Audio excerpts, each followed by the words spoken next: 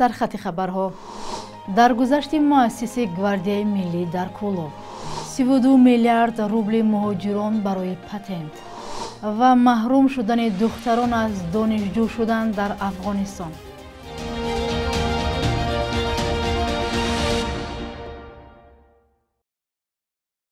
سلام، آغازی هفته نو است. امیدوارم خوبید و برنامه نویدی بامدادی را تماشا دارید. امروز 3 ینور است. ابراهیم اسماعیلوف مؤسس گواردیای ملی در ولایت سابق کولوب در سن 86 سالگی درگذشت. گواردیای ملی یک واحد نظامی در آغاز جنگ شهروندی با قرار قربان میرزاعلیف رئیس ولایت سابق کولوب تأسیس یافت.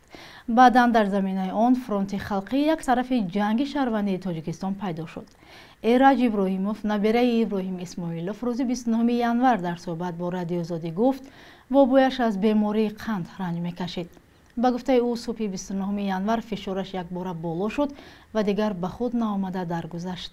ابراهیم اسماعیلوف پالکوونیکی میلیسا بوده. از زمان شوروی تا سن نفقه در ساختارهای وزارت کارهای داخلی تاجیکستان کار کرده است. او از سهم خود به اصطلاح در برقرار کردن حکومت کنستیتوسیونی میگفت و از آن شکایت میکرد که به قدرش نرسیدند.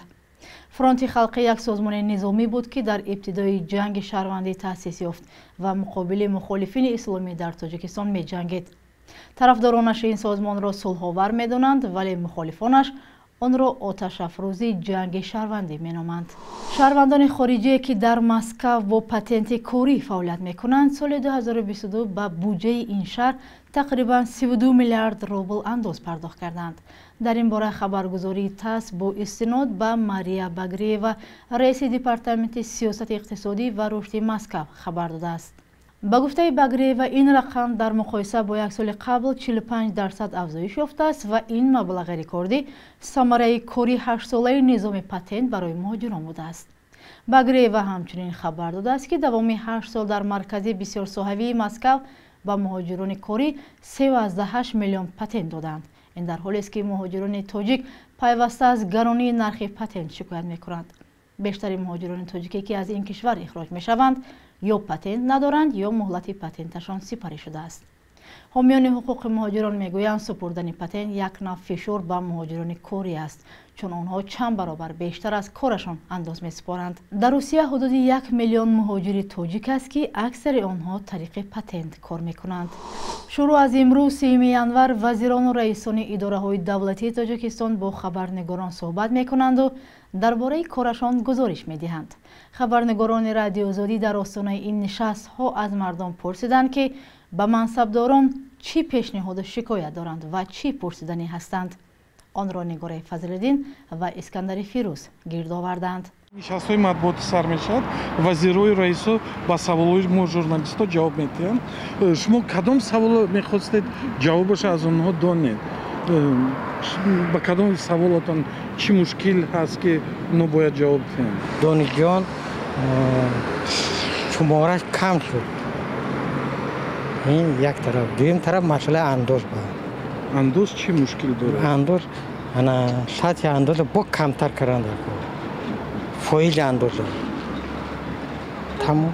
اما چه قیمت ما باید بیچاره خونه در داریم کوارتیر میشینیم. تنبول فرزند خیلی پسر مردینه نداریم. مسئله اندوز که با ارزانتر شود با بهتر میشود. پستر شود با بهتر میشود. حاضر بلند است یعنی؟ خاک وابسته از خوجگی ده خوجگی وابسته از خوجگی. شما صاحب کاری میکنید؟ نه صاحب کاری هم میکنیم، دهخانی میکنیم همه خیلی. 1200 هم 500 چند میشه میگیریم.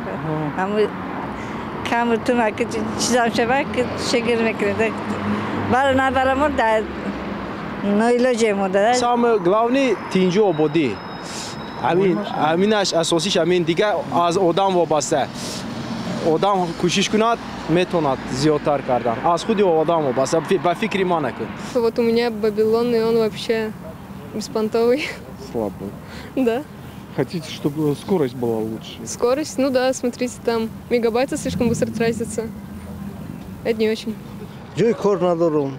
маош надоред? маош надорам, саломатим хуб нест. هیچ کار نمیتونه. درسته لیکن نرخ بالا طلبات باشد قیمت میشه نه باشه ارزان میشه. همینه. یه عدت موشو небия. Я савол надорам. اصلا Не, в планах на будущее вообще что будет. планы будущее в Таджикистане, конечно. Да. Вы об этом хотели? Да, сотрудничество будет с кем.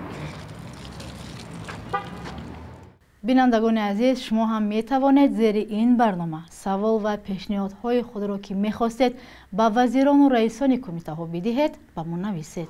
вазорати маърифи ҳукумати толибон дари донишгоҳҳои хусусиро барои заноне ки ба имтиҳонсупорӣ мерафтанд бастааст.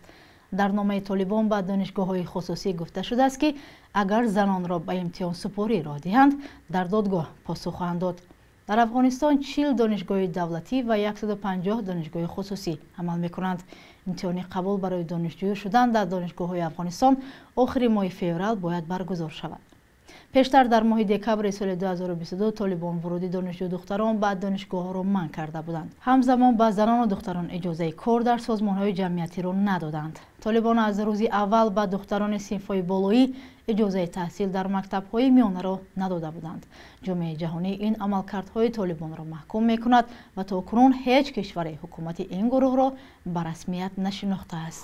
додгоҳи олии тоҷикистон як ноболиғро барои занозанӣ ва қатли ҳамсолаш ба 11 соли зиндон маҳкум кард. хонандаи синфи ҳаштум бар асоси 2 моддаи кодекси ҷиноӣ авбошӣ ва куштор гунаҳгор шинохта шудааст. бино ба иттилои додситони кулли тоҷикистон ҳодиса дар пайи як муноқишаи гурӯҳӣ байни хонандагони синфҳои 8 ва 9 як мактаби ноҳияи рӯдакӣ ва ҳам як муассисаи таълимии шаҳри душанбе сар задааст. занозании хонандагон дар рӯи пули дарёи элок дар ноҳияи рӯдакӣ сурат гирифта бо кордкашӣ анҷом ёфтааст. додситони кул рӯзи 27 январ дар хабарномае навишт занозанӣ байни наврасон тобистони соли гузашта рух дода ҳукми навраси гумонбар рӯзи 10 январ эълон шудааст. бо ҳукми додгоҳи олӣ навраси гумонбар ба 11 соли зиндон бо адо кардани ҷазо дар колонияҳои тарбиявии низомаш умумӣ маҳкум карда шуд. назари наздикони наврас дастрас нест. бахши якрӯзи таърихро дар таҳияи хиромон бақозода ҳамроҳ мебинем то аз муҳимтарин таҳаввулоти таърихӣ барои имрӯз 30 январ бехабар намонем.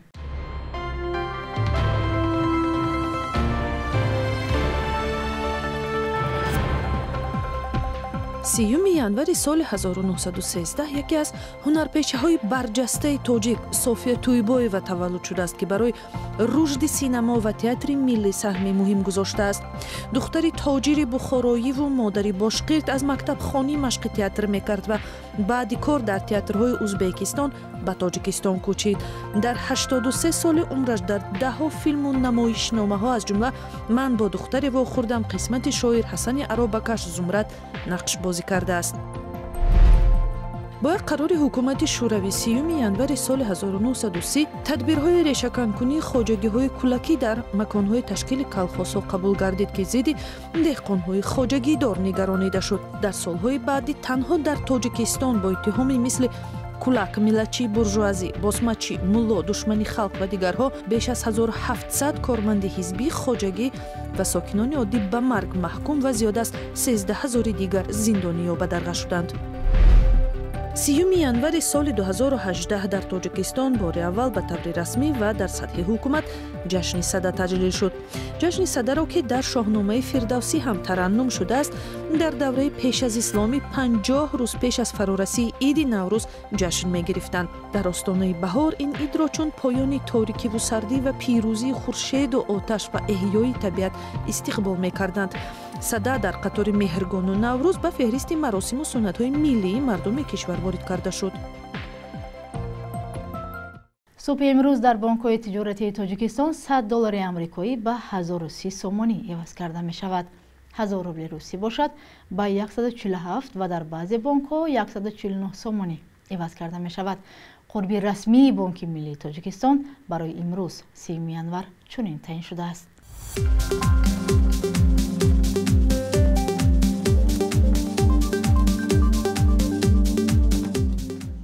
бинандагони азиз, инҷо расидем ба поёни барнома. фардо ҳамин вақту соат шуморо мунтазирем. худо нигаҳбонатон.